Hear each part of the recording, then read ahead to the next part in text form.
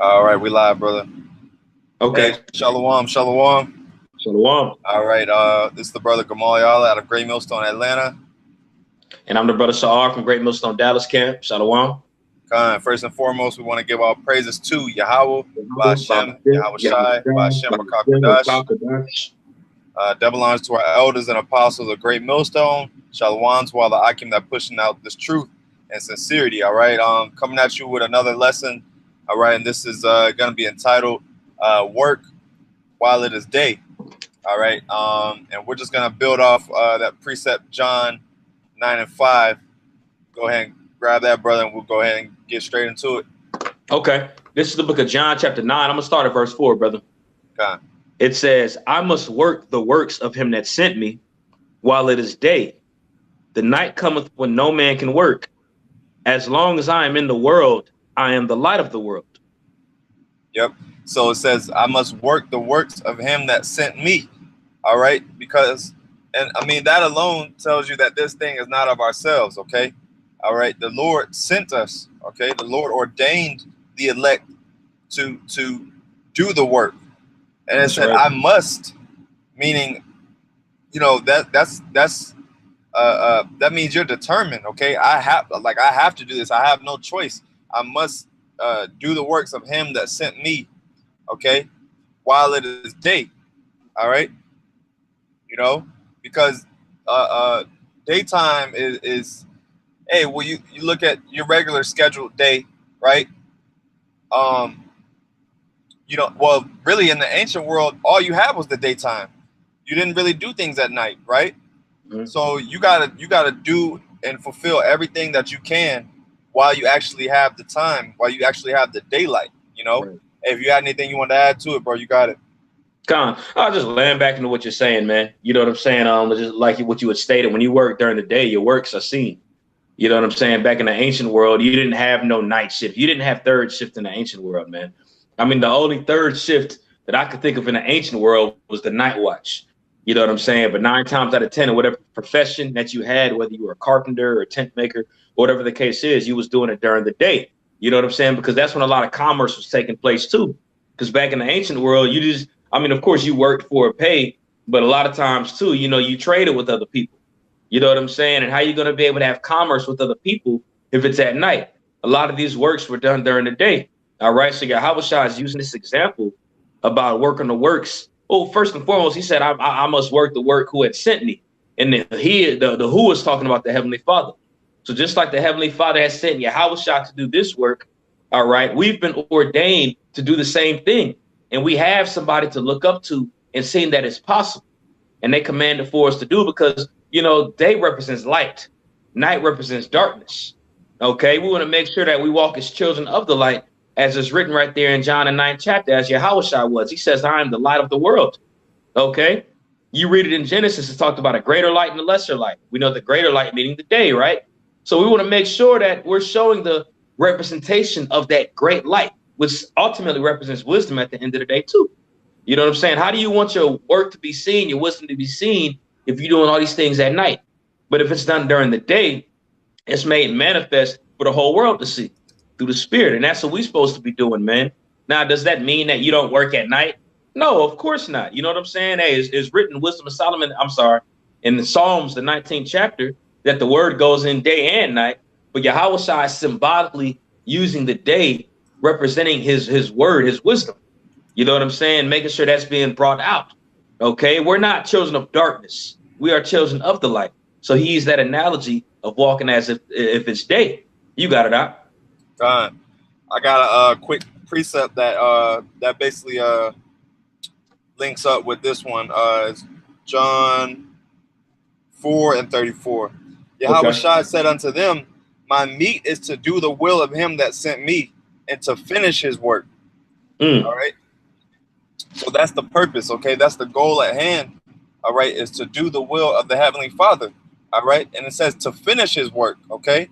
Because, like that old saying goes, or like that old motivational quote was, you have to finish what you started, all right?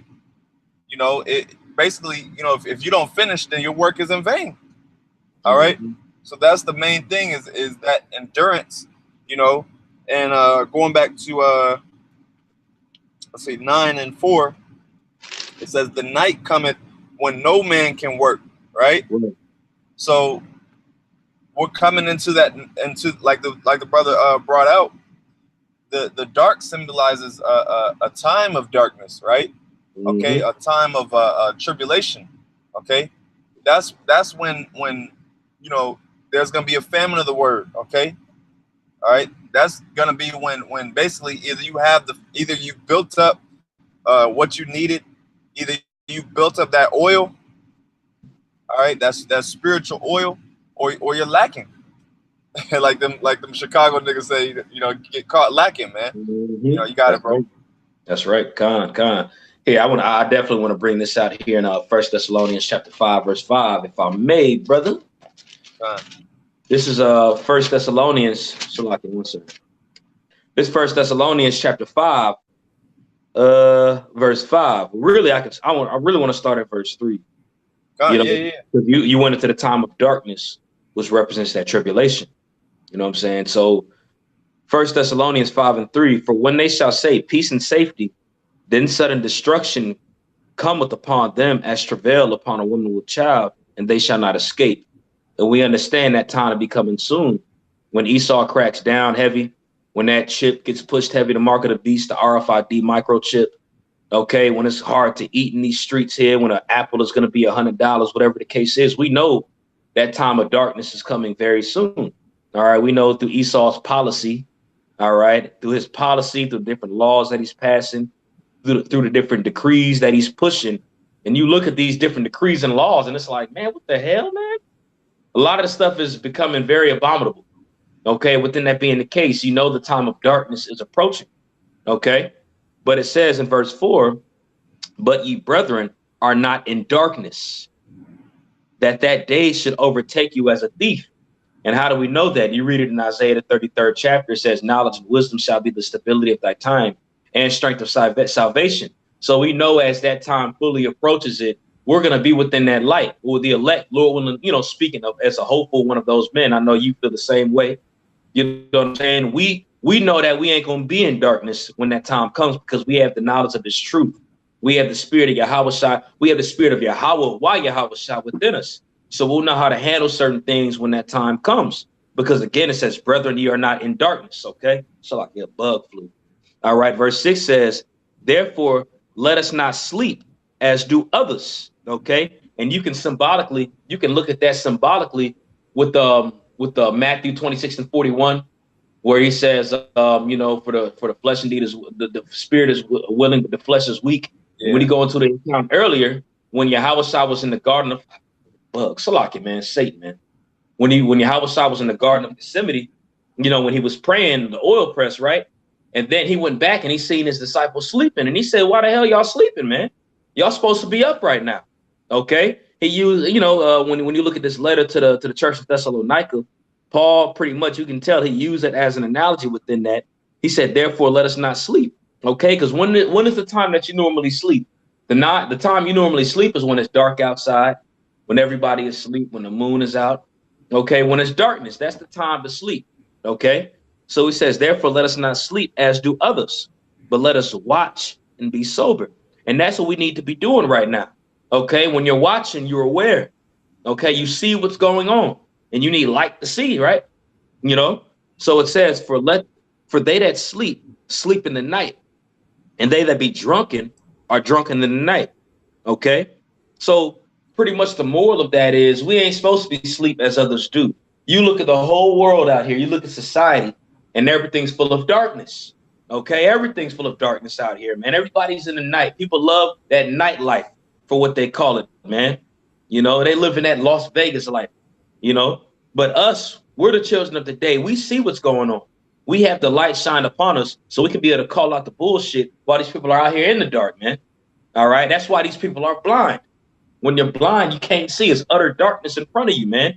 Bumping in the walls and all that shit, man. We see what's going on through the spirit, okay? That's because we have the light within us. We have the light on us. You got it out. God, hey, that's right, bro. Hey, well, you know, it's that contrast of light and dark. You know, and that's the balance of the Most High. The Most High created everything in balance. You know, with the right hand and the left hand side, right? Right hand being the light, the left hand being the side of darkness. You know, so that's that balance. You know, even how the foundation of the world was created. When you read Genesis, it says the greater light to rule the day, and the lesser light to rule the dark. Right. So that's the balance. You know, even the heavens, the creation of the heavens is the same thing. You know, and just like you beautifully brought out, you know, that's when men sleep, is during the dark. So if you're in darkness, right, that means you're basically asleep. Okay, you basically have a slumber, the spirit of slumber. All right, which I got a precept. I got to find it real quick. If you had anything you want to bring out, you got it. Okay, yeah, I got another one real quick while you're looking for that one. This is the book of John, chapter 12, verse 35. Let me see here. Yeah, verse 35. Then Yahweh said unto them, yet a little while is the light with you. Walk while ye have the light, lest darkness come upon you. Okay, so when you go into that word walk, okay, it doesn't only mean just strolling around, moseying all around. You know, when you go into that word walk, it pretty much means to live. Okay, it's how one conducts himself, one's walk. Okay, so it says, you know, walk while you have the light, lest darkness come upon you. Okay, so how we live our lives according to the spirit, we're supposed to conduct ourselves of how Yahweh would want to conduct ourselves. Okay, there's a lesson that the elder brother in our camp, Arianaza, did. Okay, and it was a while back, but it was really to the point.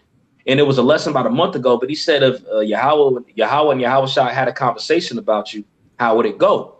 Okay, that conversation will be based upon how you conduct yourself being down here, right?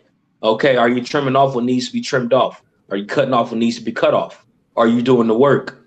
Okay, this thing at about every Friday or Saturday or Tuesday, whenever you have camp, we understand that that's a very, very, very important role when it comes to this thing of ours. So don't get it twisted. But when I say that is the Heavenly Father's looking about what you're doing when you're by yourself. Okay, how you conducting yourself when all eyes aren't on you. Okay, that's really when it counts. Okay, but I'm gonna go back to this. It says, for he that walketh in darkness knoweth not whither he goeth. All right, again, if you blind, you don't know where the hell you walking to, man. If you walking in darkness, if you shut all the lights off, I don't want to say in your crib, because you know your crib. But if you go to a random spot, or you at Walmart, or you at a random bar or whatever, and all the lights cut off, you ain't gonna know where the hell to go, man. You're gonna be bumping into people, bumping into everything, stepping on shoes, you know, knocking drinks over on accident. Pretty much you can't see if there's no light. Okay. The water Yahweh Hashem Yahweh Shai for sending Yahweh Shai down here, because he is that light. And through that light, we were able to see. Okay. Verse 36 says, while ye have light, believe in light, believe in the light. Who is the light? That's Yahweh Shai. That ye may be the children of light. These things spake Yahweh Shai and departed and did hide himself from them. Okay. So while we have the spirit of Yahweh Shai with us, the spirit of Yahweh Shai with us, I should say, we need to know how we need to conduct ourselves. We have the light. So within us having the light, it's impossible to slip. It's impossible to walk off a cliff.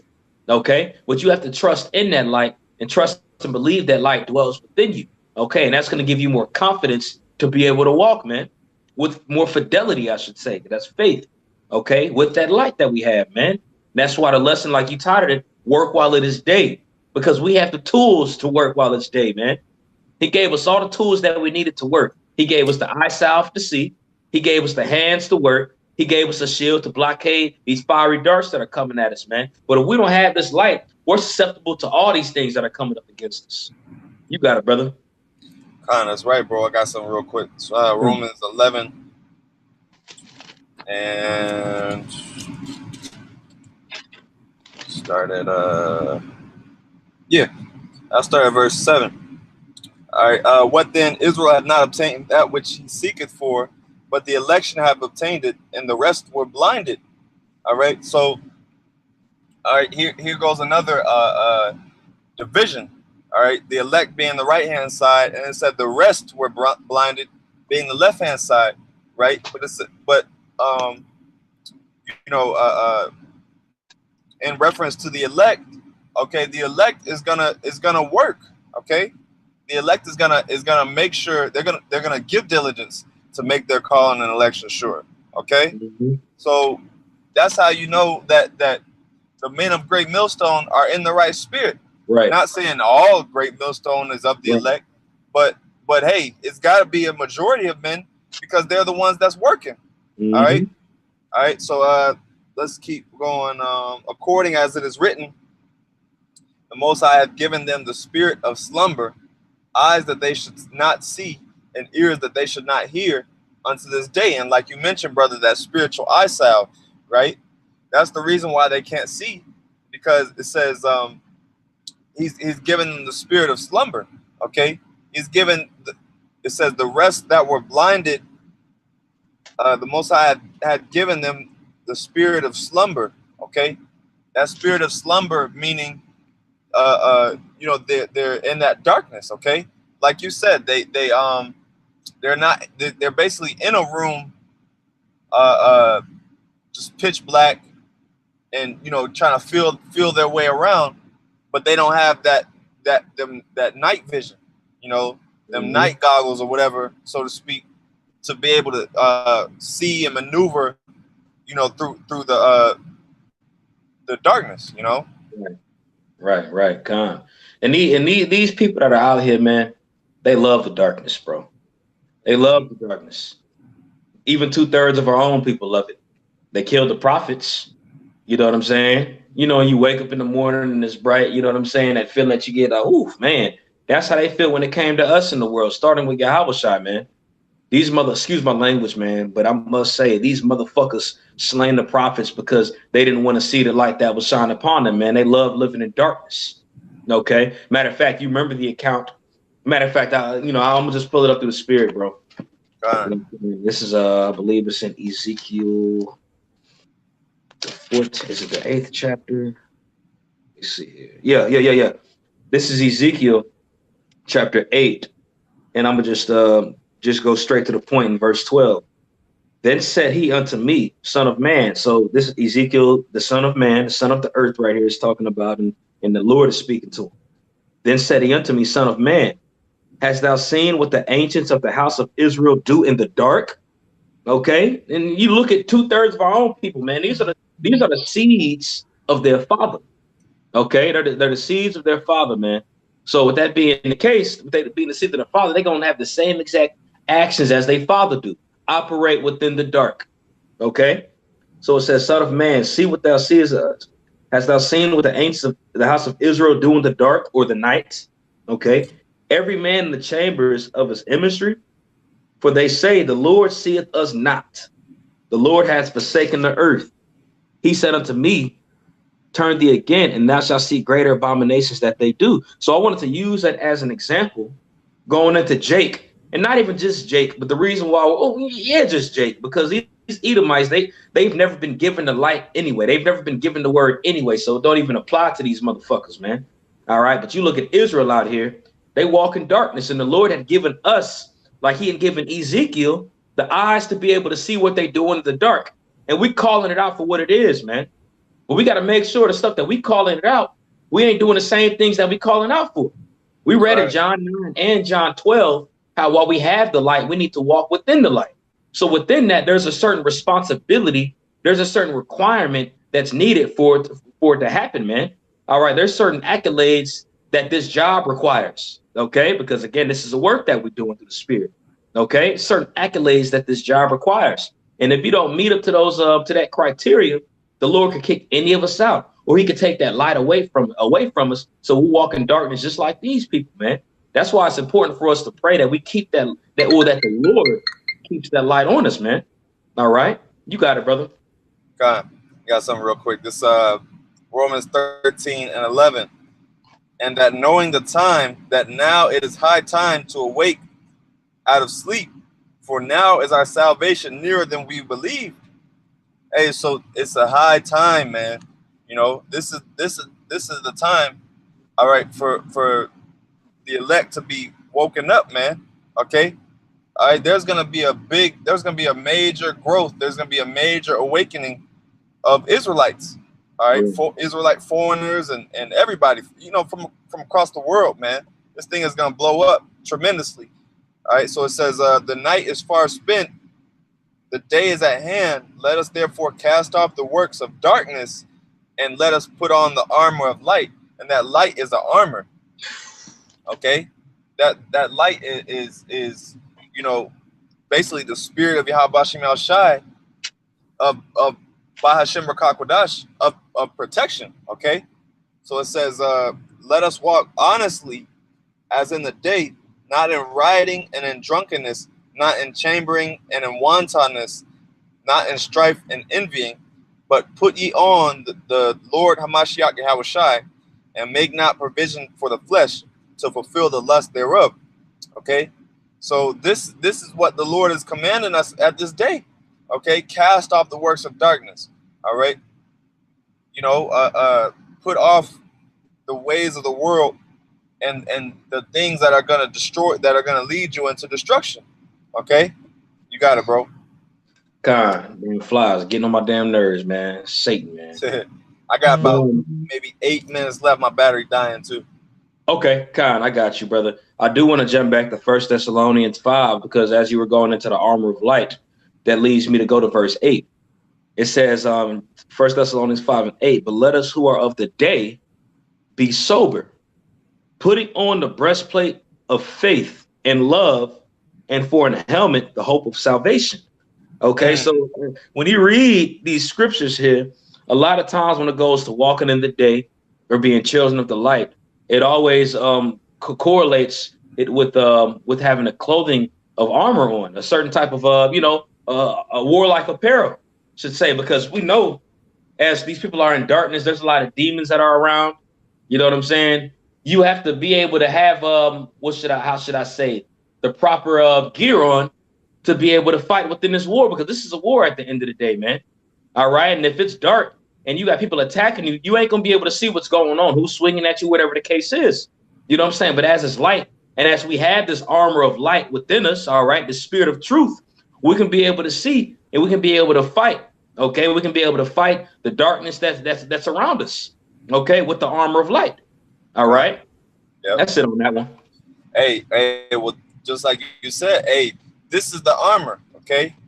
This is the armor. You know, the scriptures is known as the sword, right? So you can't go into a battle without being well equipped, okay? And you know, that's why brothers are building themselves up in the spirit, all right, of the words of the Lord, because that's the armor.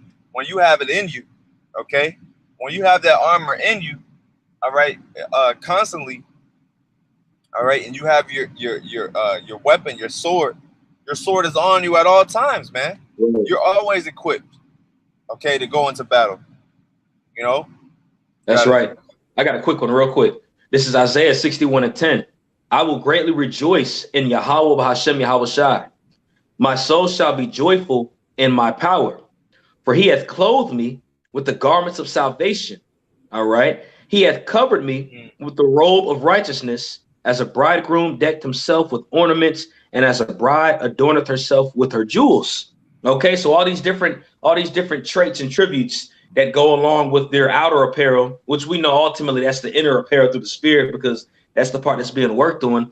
The Lord is going to add that to you once you're joyful in his name, and once you do that work that's required to do. Okay, he's going to make that armor that we have more resilient, all right, more impenetrable, to the point where Satan to try to throw them things your way, and you're going to be able to blockade them off through the spirit, man, because you are of the day. Okay, the more you walk confidently as of the day, those vials of darkness in the night will be less prone to, I don't want to say attacking you, because that's part of this walk, that's part of this work. You're going to be attacked, but you're not going to be bothered as much by it. Okay, you're not going to be messed with as much. You're kind of just going, whatever, you know, hey, keep on going. You know what I'm saying? Because you understand it's going to happen. Things are going to come your way when you're in this truth. All right. But these things are meant to test us. That's all it is, man. And they're ultimately meant for armor to get stronger and stronger. Okay. That's ultimately what it is, man. You know, you in this thing to get stronger. We in this thing to get stronger and build more within the faith. All right, to shine brighter and brighter as the day approaches. Okay, and I'm gonna just bring the account up. I'm not gonna read it or nothing. But when you go into Matthew the 20th chapter, when he went into the servants, the laborers, and how he hired some at the 3rd hour, and then the 6th hour, and then the 7th hour. All right, and he promised them a penny a day. Okay, and then it went all the way to the 11th hour. Okay, when the last servants were coming in, and you know they all worked the work. Some of them were a little longer than others, but they all received that pay. But they was getting prepared for the 12th hour. And I remember Apostle Gabar did a lesson a while back going into the 12th hour, and the 12th hour is noon. That's the height of day. All right, so at the height of day is when we're going to receive our salvation, where we're going to receive our glory. Lord, when we have those men. While 12 o'clock at midnight is when Esau is going to be destroyed, man. All right. Not even just Esau, right, but the 2/3 of our own people, man. They're going to be destroyed in their darkness while the Lord's going to deliver his men up within that light. All right. That's it on that one. Hey, I got something real quick. This is did you read Ephesians 6:13? No, I didn't read that one. Oh, okay. It's like I wasn't sure if you had brought it out, but this real quick, we'll probably close on this because my battery going down. But it's Ephesians 6:13. Wherefore take unto you the whole armor of the Most High, that ye may be able to withstand in the evil day, and having done all to stand. Stand therefore, having your loins girt about with the truth, having on the breastplate of righteousness, and having your feet. I'm sorry, brother. I'm sorry. It said, stand having your loins girt about with truth, man. Well, this is the thing. When you have your loins girt, you girt your loins before you get ready to go into battle, and you girt your loins before you go to labor. Okay, because we going into the work of the day. That means laboring, right? But it's also a battle. So every time one was to girt their loins, that means that they're heading into some type of troublesome situation. And it means that you're prepared to go into that situation because you have your loins girt. You got it, brother. Salakia, man. Nah, you good, Tawada. Hey, but yeah, it says, put on the whole armor of the Most High, that you may be able to withstand in the evil day. Hey, that reminds me of Isaiah 33:6. You know, It's all about being well equipped and preparing yourself, preparing your mind mentally, you know, for that evil day. Okay, that's what we're basically doing through the Spirit, is like spiritual doomsday prepping, man. You know, right? But and your feet shod, verse 15. Oh, that's the Spirit, bro. And your feet shod with the preparation of the gospel of peace. There goes that word prep. You know, above all, taking the shield of faith, wherewith ye shall be able to quench all the fiery darts of the wicked. Okay, I think you did read 17. And take the helmet of salvation and the sword of the Spirit, which is the word of the Most High. All right. So this is the matter of fact. Let me keep going. Hey, mind if I bring up a quick point real quick? Go ahead, bro. You got it. In verse 16, it says above all. So it's going into these different accolades of the armor, these different pieces for the armor, the helmet, the feet, you know what I'm saying, the breastplate, all these things. But it says above all things, the shield of faith, because that's what you're going to need, that buckler, that spirit, to be able to deflect those fiery darts that are coming up at you, man. All right. You can have an armor and you can be a beast. But if you don't have that shield, man, how you going to be able to defend the different wiles of darkness coming at you, man? All right. Need that shield of faith, man. And it said it equates faith as being that shield, man. So as this day approaches, we're going to really need faith.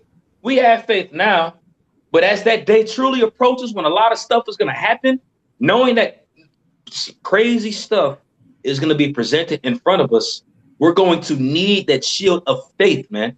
It said above all things. A lot of us can have, you know, blingy armor, you know, dope shoes, the helmet.